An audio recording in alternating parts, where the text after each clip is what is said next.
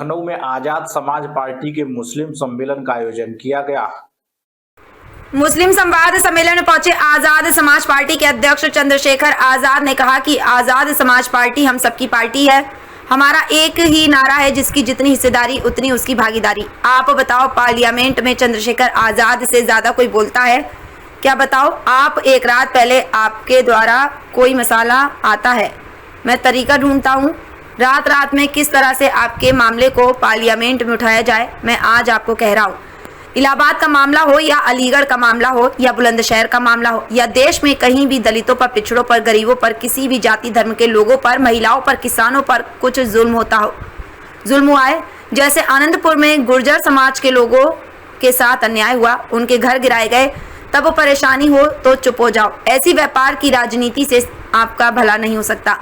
आपको अपने बीच के लोगों को, संघर्ष करने वालों को, आपके लिए लड़ाई लड़ने वालों को विधायक सांसद बना के आगे भेजना पड़ेगा, तभी लड़ाई कामयाब होगी। सांसद आपका होते हुए भी, आपके बीच का होते भी आपकी समस्या को नहीं उठा सकता, वह कभी आपके लिए बोल नहीं सकता, आपका भला नहीं कर सकता। इस बात को ऑप्शन सेकुलर है, ये बहुत गंभीर बात कह रहा हूँ, इसको घर जाकर सोचने की चंद्रशेखर भाई ने क्या कहा है।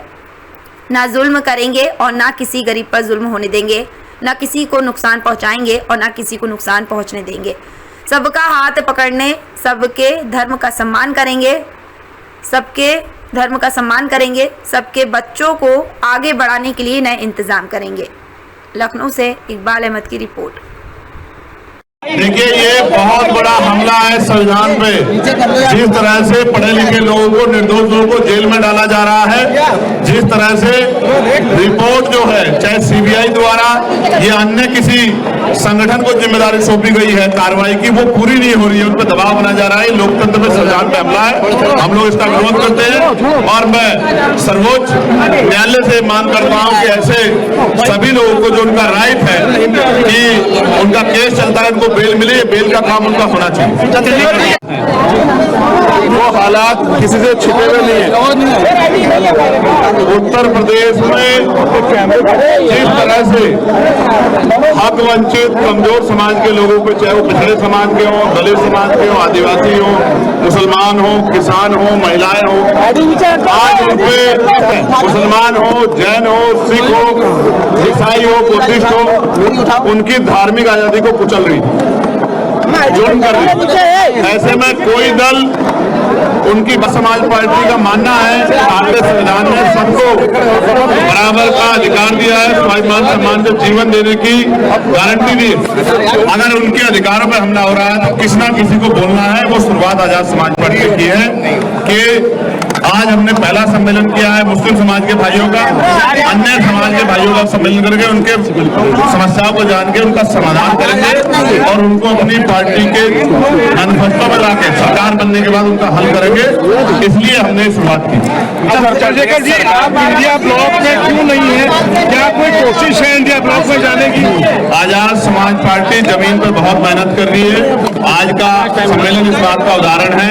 लगातार प्रबुद्धम सम्मेलन चल रहे हैं और फिर इस बीच में सम्मेलन, कल फिर सम्मेलन है आजमगढ़ मंडल का मऊ में। जनता में आजाद समाज पार्टी के प्रति प्यार विश्वास बढ़ रहा है, ये इस बात का उदाहरण है। आने वाला था आजाद समाज पार्टी का प्रदेश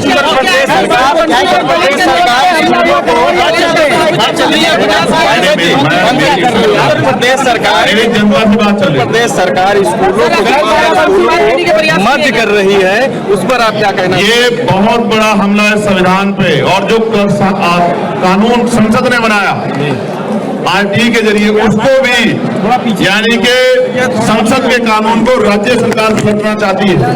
और मैं जब ये मामला हाईकोर्ट में गया, वो इस बात को समझा नहीं पाए कि शिक्षा का अधिकार नहीं छीना जा सकता है।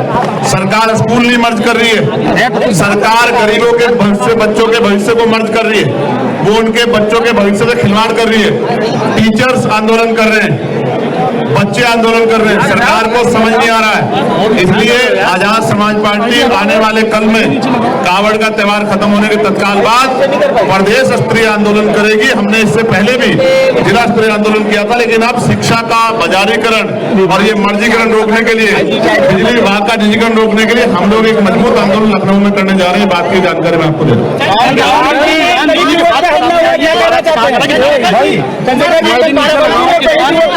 ये सरकार लखनऊ में भाजपा